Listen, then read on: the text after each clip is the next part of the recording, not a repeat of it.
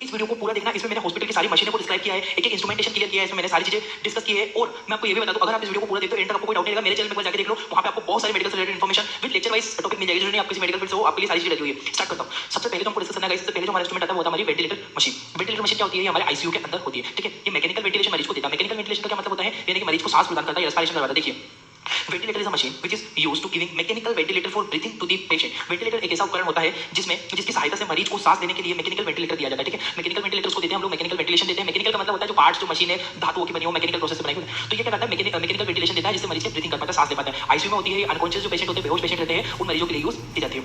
It is use in those patient who is not able to respiration. इस machine का उपयोग उन मरीजों के लिए किया जाता है जो कि खुद से श्वसन करने में, खुद से सांस लेने में वो सक्षम नहीं होते हैं, ठीक है। इतना पॉइंट क्लियर हुआ कि जो पेशेंट खुद से सांस नहीं ले सकते, खुद से रेस्पिरेशन नहीं कर सकते, ऐसे मरीजों में हम लोग इस मशीन का उपयोग करते होते हैं। वेंटिलेटर मशीन कुछ इस तरह की दिखाई देती है। इसका स्ट्रक्चर अलग अलग हो सकता है, ठीक है। अलग अलग प्रकार की आती है वेंटिलेटर, क्लियर है। इसका आप स्क्रीनशॉट ले लो, फिर मैं नेक्स्ट मशीन के ऊपर बढ़ता हूं। जल्दी से आप लोग स्क्रीनशॉट ले लीजिए इसका। नेक्स्ट हमारी मशीन आती होती है पोर्टेबल वेंटिलेटर। अब ये पोर्टेबल का क्या मतलब है? इसको सिंपल मतलब है। पोर्टेबल का मतलब होता है जिसको पोर्ट कर सके एक जगह से दूसरी जगह आसानी से कैरी किया। छोटी साइज का होता है, इस तरह का आपको दिख रहा है। ये ज्यादातर होम केयर वगैरह में बड़े-बड़े जो घर रहते हैं, उनके जो घरों में जो वेंटिलेटर होते हैं घर पे लगा देते हैं। जैसे कोई पेशेंट है, ठीक है, उसकी एंड स्टेज चल रही है, बट उसे वेंटिलेटर की जरूरत है, तो उसको हॉस्पिटल में एडमिट करेगा तो बहुत ज्यादा उसको कॉस्टली पड़ेगा वो। तो वो महीने 2 महीने 3 महीने 4 महीने तक लोग वेंटिलेटर पर रहते हैं, तो उनको वेंटिलेटर घर पे फिक्स कर दिया जाता है, ठीक है। तो ये पोर्टेबल वेंटिलेटर होता है, छोटी साइज का वेंटिलेटर होता है। देखिए, it is a portable ventilator which can easily carry, या पोर्टेबल वेंटिलेटर होता है जो कि आसानी से एक जगह से दूसरी जगह ले जाया जा सकता है।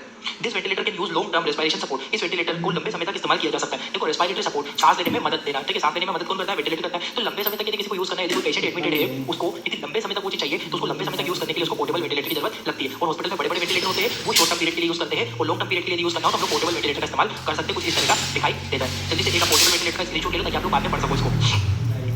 नेक्स्ट मैं पढ़ता हूं मैं डिफिब्रिलेटर। देखो भाई, डिफिब्रिलेटर क्या होता है? आपने देखा है जो किसी कोई पेशेंट मर जाता है, आपने देखा डेथ हो जाती है, डेथ होते से आपको देखा उसको झटके शॉक दिए जाते हैं, तो हाथ से पकड़ के आपने बहुत सारी मूवी और सीरीज वगैरह में देखा हुआ है चीजों को। वो इंस्ट्रूमेंट है, इसको बोलते हैं हम लोग डिफिब्रिलेटर। देखो जरा थोड़ा सा, defibrillator deliver electric current to the heart in emergency. ये बोला जाता है आपातकालीन स्थिति में डिफिब्रिलेटर हृदय को इलेक्ट्रिक करंट प्रदान करता है जिससे वह पुनः क्रिया करने लगे। क्या हुआ? किसी का हार्ट बीट एकदम बंद हो गया, ठीक है, चाहे वो हॉस्पिटल में एडमिट हो, चाहे उसको शॉक लग गया हो, चाहे वो पानी में डूब गया हो, या बहुत सारी रीजन हो सकते हैं जिसकी वजह से पेशेंट की हार्ट बीट एकदम बंद हो सकती है। आपने देखा पेशेंट की हार्ट बीट एकदम रुक गई, तुरंत डिफिब्रिलेटर उठाओ, उसको लगा के जस्ट उसको चेस्ट के ऊपर लगाया जाता है। जैसे हम लोग चेस्ट के ऊपर टच करते हैं तो वो जो डिफिब्रिलेटर है वो इलेक्ट्रिक करंट को जनरेट करता है, और वो इलेक्ट्रिक करंट कहां तक जाएंगे? वो इलेक्ट्रिक करंट तक जाते हैं हार्ट तक, और हार्ट को वो इलेक्ट्रिक करंट देता है जिससे क्या होता है? आपका जो हार्ट है फिर से पुनः क्रिया करने लगता है ना, धड़कने लगता है, ठीक है। ज्यादातर नहीं होता, एक बार हार्ट की धड़कन बंद हो जाने के बाद नहीं होता, बाकी फिर भी कुछ पेशेंट होते हैं जो कि अगेन उसका हार्ट पंप करने लग जाता है।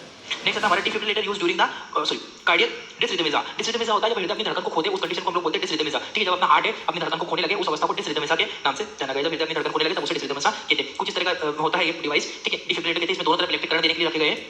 जल्दी से आप लोग स्क्रीनशॉट ले लीजिए, फिर मैं यहाँ से आगे बढ़ता हूँ।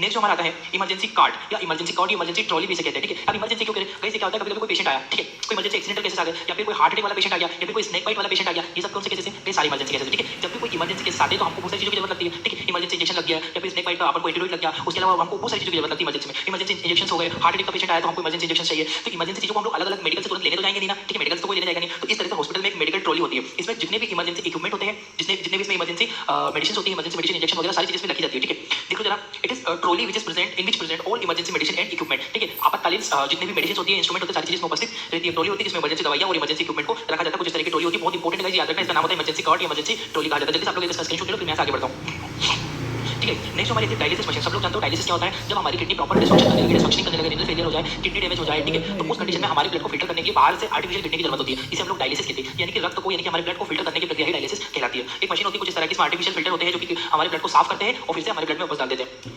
It is use in renal failure और रीनल डिसफंक्शनिंग पेशेंट, ठीक है। ये जब मशीन उन मरीजों के लिए होती है जिनका किडनी ठीक प्रकार से कार्य नहीं करती, डिसफंक्शनिंग करने लगती है, और डिसफंक्शनिंग के अलावा उनको रीनल फेलियर हो जाता है, उस अवस्था में, उस कंडीशन में हम लोग इस मशीन का इस्तेमाल करते हैं। जल्दी से इसका स्क्रीनशॉट लीजिए, बहुत इंपॉर्टेंट है, ये भी आपको कहीं ना कहीं इमेज क्वेश्चन एग्जाम में पूछा जाता है। नेक्स्ट जो हमारा आता है guys, it is filter a blood remove a waste material from blood, ठीक है। वही सेम बात है कि जो हमारे ब्लड को निकालती है, ब्लड को फिल्टर करती है, फिर से मरीज के अंदर चढ़ा देती है, ठीक है, बहुत इंपॉर्टेंट है। नेक्स्ट आता है हमारा बेड साइड पल्स ऑक्सीमेट्री, ठीक है। बेड साइड पल्स ऑक्सीमेट्री क्या होता है?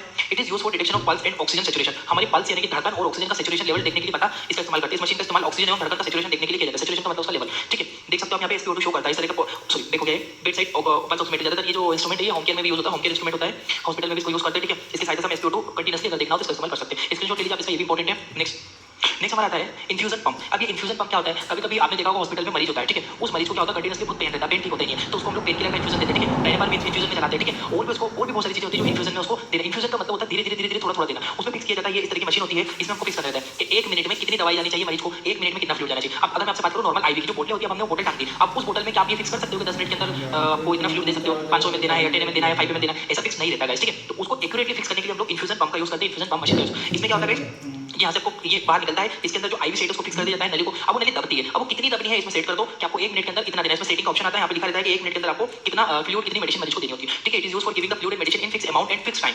इसका फ्लूइड का इस्तेमाल, इसका मशीन का इस्तेमाल फ्लूइड और दवाई को निश्चित मात्रा में देने के लिए किया उपयोग में लिया जाता है, एक फिक्स अमाउंट में, एक निश्चित मात्रा में मरीज को देने के लिए हम लोग इसका इस्तेमाल करते हैं। बहुत इंपॉर्टेंट है ये भी, कितने समय में कितना फ्लूइड देना है इसके लिए हम लोग इस मशीन का इस्तेमाल करते हैं। आगे बढ़ता हूँ, सेम इन्फ्यूजन है बट ये सीरीज इन्फ्यूजन है। इसमें क्या होता है आप डायग्राम देख सकते हो, यहाँ पे एक सीरीज लगा दी जाती है और उस सीरीज को दबाने की जो प्रोसेस है वो यहाँ पे हम लोग इलेक्ट्रिकली सेट कर सकते हैं। जैसे कि रेट 60 ml पर आवर लिखा हुआ है, ठीक है, 5 ml, जैसे कि 5 ml 1 घंटे में 5 ml ही जाना चाहिए, तो यहाँ पे हम लोग सेट कर देते हैं, ठीक है। It is use for giving small amount of fluid. अगर यदि हमें कम मात्रा में फ्लूइड देना है तो हम लोग सीरीज का इस्तेमाल, ज्यादा मात्रा में भी देना है तो हम लोग पीछे अपने जो एक और इन्फ्यूजन पंप पड़ा था उसका इस्तेमाल करते हैं। और सीरीज इन्फ्यूजन पंप का इस्तेमाल कब करते हैं, जब हमको फ्लूइड थोड़ा कम मात्रा में फ्लूइड देना होता है, तब हम इस मशीन का इसका इस्तेमाल किया जाता है। इसमें सेटिंग होती है 5 ml पर आवर, कितना ml आपको कितने मिनट में देना होता है ये फिक्स किया जा सकता है। इसका भी स्क्रीनशॉट ले लो, ये बहुत इंपॉर्टेंट इंस्ट्रूमेंट होता है।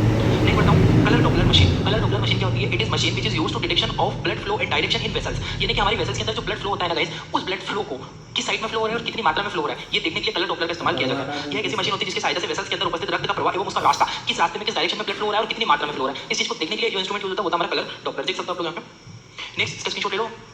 नेक्स्ट हमारा आता है एबीजी। एबीजी का फुल फॉर्म याद रखना, बहुत बार पूछा जाता है, आर्टेरियल ब्लड गैसेस, ठीक है। आर्टेरियल ब्लड गैसेस यानी कि हमारी आर्टरी यानी कि जो धमनियां है उसके अंदर कितनी ऑक्सीजन है कितनी कार्बन डाइऑक्साइड, इसका लेवल देखने के लिए किया जाता है। It is used for detection of level of gases in artery blood. धमनियों के अंदर उपस्थित ब्लड के अंदर देखने के लिए, धमनियों के रक्त में कितनी गैसेस उपस्थित है इस मशीन की सहायता से पता लगाया। यहाँ पे इंजेक्शन होता है, इंजेक्शन में आर्टेरियल ब्लड जो हम यहाँ से कलेक्ट करके निकाला और इस इंजेक्शन को यहाँ पे फिक्स कर देती है, ब्लड ले लेता है और रिपोर्टिंग हमको यहाँ पे दे देता है, ठीक है। ये भी कुछ इंपॉर्टेंट है, याद रखना आप लोग। नेक्स्ट आता है हमारा DVT, deep vein thrombosis pumps, ठीक है। डीप वेन थ्रोम्बोसिस पंप क्या होता है, देखो डीपीटी का मतलब थ्रोम्बोसिस क्या होता है, आपने किसी व्यक्ति का पैर देखे उसमें बड़ी बड़ी जो नसें एकदम बाहर निकल गई, उसमें ब्लड जमा हुआ, डीप वेन थ्रोम्बोसिस हो गया। थ्रोम्बोसिस मतलब ब्लड जमा, तो बाहर नसें निकल गई, तो उसको कंप्रेस करने के लिए, ठीक करने के लिए मशीन का यूज करते हैं। देखो इसको ऐसे पैर में लगा दिया जाता है और यहाँ से सेट कर दी जाती है, इसकी चाल कितने में करना है कैसे करना है, तो ऐसे ऐसे कंप्रेस करता है पैरों को, ठीक है, कंप्रेस करता है, वाइब्रेट करता है, ठीक है। It is a leg compression machine, पाव की कंप्रेशन मशीन होती है, is used to deep vein thrombosis condition, ठीक है। डीप वेन थ्रोम्बोसिस कंडीशन में यूज होती है इस मशीन की सहायता से डीप वेन थ्रोम्बोसिस होती है। अब डीप वेन थ्रोम्बोसिस क्या होता है ये मैंने आपको समझा दिया है, इसका भी आप लोग स्क्रीनशॉट ले लो, इंपॉर्टेंट है। नेक्स्ट हमारे पास सक्शन मशीन। सक्शन मशीन क्या होती है, this machine used to clean air. हमारे गले में यदि कोई ब्लड जम गया है, यदि ब्लड है, यदि कोई स्पूटम है, यदि कोई अदर फ्लूइड है, यदि कोई पस है, तो उसको हमको क्लीन करने के लिए, हवा के रास्ते को क्लीन करने के लिए हम लोग सक्शन मशीन का इस्तेमाल करते हैं। कुछ इस तरह की मशीन हमको दिखाई देती है, ठीक है। हालांकि अभी इलेक्ट्रिक सक्शन मशीन भी आने लगी है, ठीक है। सक्शन मशीन की सहायता से, हालांकि ये भी होती है इलेक्ट्रिक है पर वो कंप्लीटली इलेक्ट्रॉनिक आने लगी है आजकल। कुछ अलग तरह की जो मैंने डायग्राम दिया है ना, ये पुरानी सक्शन मशीन है, अभी जो मशीन यूज हो रही है कुछ और एडवांस है वो, ठीक है। क्लियर हुआ। नेक्स्ट जो हमारा आता है मल्टी पैरामीटर। ये जो आपने हॉस्पिटल के अंदर बहुत सारी जगह देखा होगा मल्टी पैरामीटर, इस तरह का एक पोर्टेबल टी क्या साउंड आती है वो दिखाई देता है। This instrument use for detection of different parameter. Different parameter का मतलब होता है इस मशीन की सहायता से शरीर की कई गतिविधियां देखी जा सकती है, जैसे कि हम लोग SpO2 भी इसी मशीन में देख सकते हैं, ब्लड का प्रेशर, रक्तदाब कितना, बीपी कितना, वो भी हम लोग इसमें देख सकते हैं। रेस्पिरेशन यदि उसकी धड़कन कितनी हो रही है, कैसे हो रही है, हार्ट बीट हम धड़कन हम उसकी देख सकते हैं, ठीक है। देखो ये बीपी बताया 120/80, ठीक है। यहाँ पे SpO2 बताया गया है इसमें, ठीक है। यहाँ पे ECG 60 बताया हो, इसमें बहुत सारी आप चीजें देख सकते हो। ECG भी आप इसमें देख सकते हो, ब्लड का प्रेशर भी, SpO2 भी देख सकते हो, बहुत सारे पैरामीटर होते हैं, इसलिए मल्टी पैरामीटर के नाम से जाना जाता है। नेक्स्ट हमारा आता है बाइपेप। बाइपेप का फुल फॉर्म बहुत बार एग्जाम में पूछा गया है, कोविड में बहुत यूज हुआ है। Bi level position airway pressure, ठीक है। ये क्या होता है, it is used to maintaining breathing pattern of patient. कोई मरीज धड़कन सांस लेना भूल जाता है, ठीक है, कैसे सांस लेनी है, ठीक से सांस नहीं ले पाता है, ये क्या होता है इमरजेंसी कंडीशन होती है, ठीक है। तब हम लोग इसका इस्तेमाल करते हैं, इसमें मरीज की श्वसन को नियंत्रण करने के लिए, जैसे कि रेस्पिरेशन को मेंटेन करने के लिए इस्तेमाल करते हैं। It is use in COPD। देखो बहुत सारी बीमारियों में यूज करते हैं, बस COPD मेन होती है। COPD chronic obstructive pulmonary disease हो जाती है, मरीज को पल्मोनरी में डिजीज प्रॉब्लम होती है तब इसका इस्तेमाल किया। और भी बहुत सारी कंडीशन हो सकती है, ब्रीथिंग पैटर्न बिगड़ जाता है, तभी आपको बॉडी दिख रहा है, इसको मुंह पे फिक्स कर दिया जाता है, प्रॉपर एयर पे रहता है और इधर से हवा आती है, ठीक है। रेस्पिरेशन हवा आती है फिर जाती है, हवा आती है फिर जाती है, ठीक है। तो उससे हमारा ब्रीथिंग पैटर्न बना रहता है, ठीक है। जल्दी से आप लोग स्क्रीनशॉट ले लो and thank you for watching medical lecture. एक बार मेरे कहने पे मेरे चैनल को सब्सक्राइब